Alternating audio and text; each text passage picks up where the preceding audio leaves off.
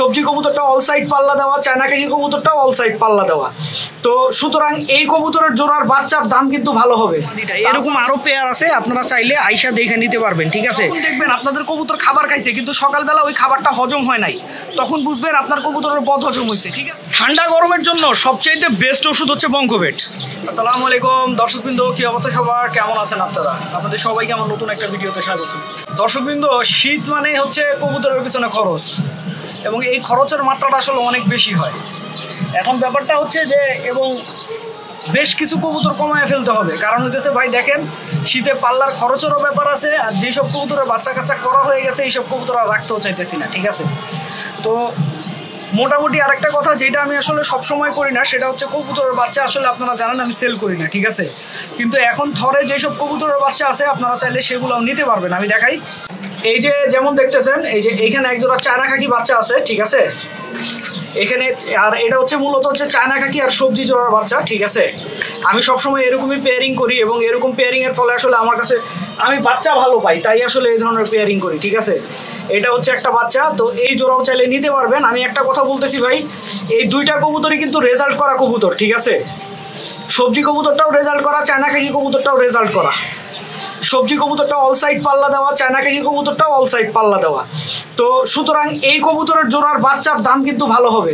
তা আপনারা যদি মনে করেন একদম অল্প টাকায় বাচ্চা খুঁজতেছেন, তাহলে ভাই বাচ্চার ব্যাপারটা অ্যাভয়েড করা যান, ঠিক আছে। বাচ্চা আপনাদের জন্য না। এই যে তারপরে এইখানে এই যে সিলভার পেয়ারের বাচ্চা আছে, ঠিক আছে। এই যে সিলভার পেয়ারের বাচ্চা আছে, আপনারা চাইলে এই বাচ্চাও নিতে পারবেন। তো এই পেয়ারেরও আসলে যে জোড়াটা, এইখানেও দুইটা নর মাদি দোনোটাই অল সাইড পাল্লা দেওয়া। ঘরের ঘরে বাচ্চা আছে বলে আমার এই জুলফিকার কবুতরের বাচ্চা চায়েন না, এই বাচ্চা কিন্তু আমি সেল করবো না। আর আপনাদেরকে একটা কথা বলে রাখি, আপনারা যারা আমার থেকে কবুতর নিয়েছেন আপনারা জানেন আমি আমার জুলফিকার কবুতর কখনো সেল করি না, ঠিক আছে। তো সুতরাং এই বাচ্চা কেউ চায়েন না, এই বাচ্চা কিন্তু আমি সেল করবো না। এছাড়াও আরও এক জোড়া জুলফিকার কবুতর আছে, ওই বাচ্চাও আমি সেল করবো না। আর এছাড়া যা পেয়ার দেওয়া আছে, ঠিক আছে, সব কবুতর অলরেডি ডিমে বসে আছে। এই যে এখানেও আপনার কবুতর ডিমে বসে আছে, এইখানেও কবুতর ডিমে বসে আছে, তারপরে এই যে এখানেও কবুতর ডিমে বসে আছে। এগুলো সবগুলোর বাচ্চা আপনারা নিতে পারবেন, কিন্তু যেগুলো ডিমে বসে আছে এগুলো আগে অ্যাডভান্স টাকা দিতে হবে ভাই, ঠিক আছে। অ্যাডভান্স যে টাকা দিবে আমাকে, আমি তাকেই বাচ্চা দিব, ওকে। এই যে আমার হাতে আপনারা এই মুহূর্তে একটা নর দেখতেছেন, মাশাআল্লাহ খুব সুন্দর একটা নর কবুতর দেখছেন, গায়ের কালার এক কথায় অসাধারণ, ঠিক আছে। তো এই কবুতরটাও ছেড়ে দিব, আপনারা চাইলে নিতে পারবেন, ঠিক আছে। আর এইটার মাদিটা আপনাদেরকে দেখাই, এই হচ্ছে ওই পেয়ারের মাদিটা, ঠিক আছে। ওই যে নটটা দেখালাম ওইটার মাদিটা। এরকম আরও পেয়ার আছে, আপনারা চাইলে আইসা দেখে নিতে পারবেন, ঠিক আছে।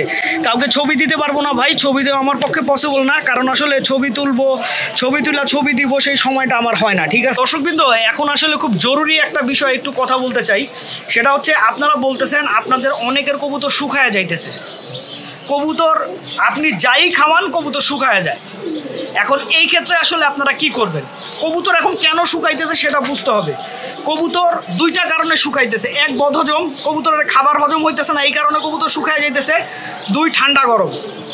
তো আপনার বদহজম হইলে কিভাবে বুঝবেন? আপনারা যখন দেখবেন আপনাদের কবুতর খাবার খাইছে কিন্তু সকালবেলা ওই খাবারটা হজম হয় নাই, তখন বুঝবেন আপনার কবুতরের বদহজম হয়েছে, ঠিক আছে।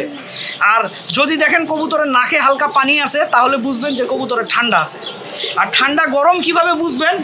দেখবেন কবুতরটা গায়ের টেম্পারেচার অনেক বেশি, আপনি যখন কবুতরটা গায়ে ধরতেছেন গায়ের টেম্পারেচার অনেক বেশি, ঠিক আছে। নাকে হালকা হালকা পানি আছে, হালকা হালকা পানি আছে, তো কখনো মনে হইতেছে কবুতরটা ঠান্ডা আছে, কখনো মনে হইতেছে কবুতরটা ঠান্ডা নাই। এটা হইতেছে ঠান্ডা গরমের লক্ষণ, ঠিক আছে।